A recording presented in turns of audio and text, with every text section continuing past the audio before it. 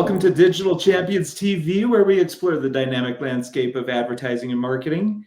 I'm Greg Kirkham, and today we are joined by the Rick Bennett, the CEO and guerrilla warfare gunslinger of Rick Bennett Advertising and PR, based in Draper, Utah.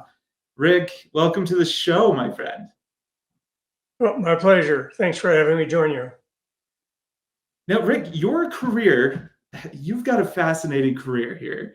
You started back in 1976 with the invention of the Haggoth voice stress analyzer.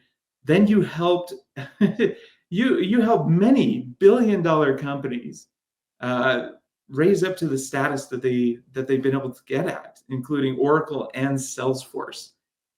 Wow, my friend, you've had quite the career so far. It's my misspent youth. All of us advertising guys are basically closet novelists. And so I've spent the last few years writing novels and only taking an occasional client that sounded interesting. Well, looking ahead, you mentioned before our interview that print advertising is almost dead. Tell us more about that. Yes. And some of your insights into that. Well, my basic insight was when I first started advertising I was with Larry Ellison, and he didn't believe in advertising. And I said, well, you're an idiot. And he said, what are you saying? And I said, I can prove to you for $1,000 that you're exactly wrong. And he said, okay, I'll take that bet. So I bought a front page of the MIS Week magazine, a little box on the bottom right-hand corner. And I made it look like editorial in the magazine. And it said SQL DS and Oracle, or SQL DS and DB2 are now available on the PC. The ad caused the phone to ring off the hooks. And Larry became an advertising junkie. And so that started my 6 years. I spent probably 1 or 2 afternoons a week with Larry. We recited Top Gun dialogue to each other, and somehow ads got produced. We found a media anomaly. Now, there's very few media anomalies right now in print advertising. There's the Economist out of London, and then there is the Wall Street Journal. And in fact, Oracle and Salesforce, I talked them both into buying the front page box on the Wall Street Journal once a week. That's $110,000 per shot. And so you spend about $5 million over the space of a year. But the only people who read the Wall Street Journal, they read the front left-hand column, and then they read that box on the front page. And they don't normally go through the rest of the book unless there's a story in that column that intrigues them. Those are the 2 media anomalies that I see in print advertising right now. So basically, the marketing job now is to take a hostage on a slow news day. And that would probably be the only way that you could actually get it, in many cases, with some very few exceptions, right? So if you were... There are exceptions. That's what guerrilla warfare does. It becomes essentially, you have to get past the noise level of the world, and that's often a news story. And so I like to do a 1-2 punch with a PR firm, so that you do a PR blitz as well as whatever product you're coming out with. Fantastic. Yeah. So money businesses debate between hiring internal marketing directors or people specializing in PR versus hiring a PR firm or somebody external. What do you believe a hired gun like yourself offers, especially in terms of cost effectiveness and flexibility before launching a campaign? Well, we're expendable.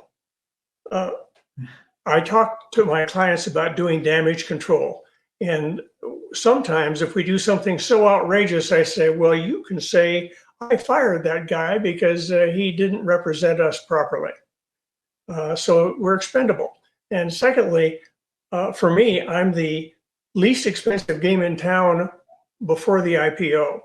but I get stock options in my client companies, and with a cliff of 1 year and they fully vest on a liquidity event, such as an acquisition or an IPO, so that once I'm the least expensive prior to the liquidity event, and I'm the most expensive after the liquidity event because I can vest all my stock and I can buy it.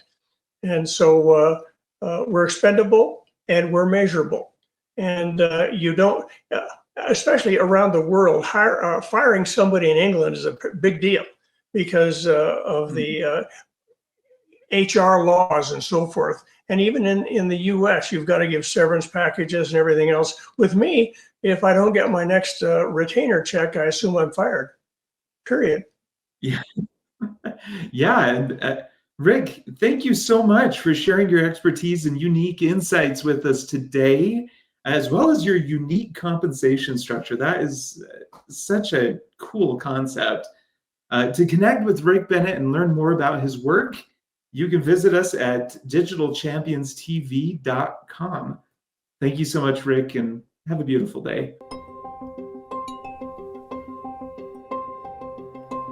We're working with agencies to be able to scale them and grow them and provide them services that would cost them way more than it would for them to do it themselves.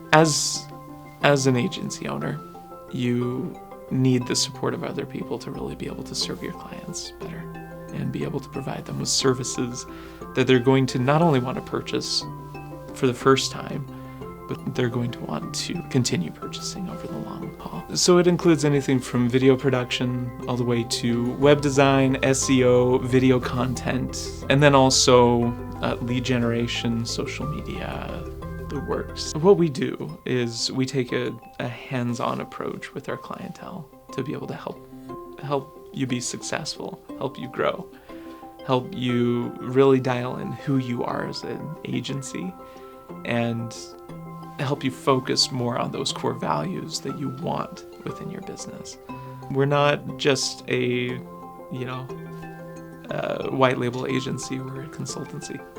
And because we have scaled multiple agencies, we've worked with hundreds of clients, we know what it takes to be able to grow the business.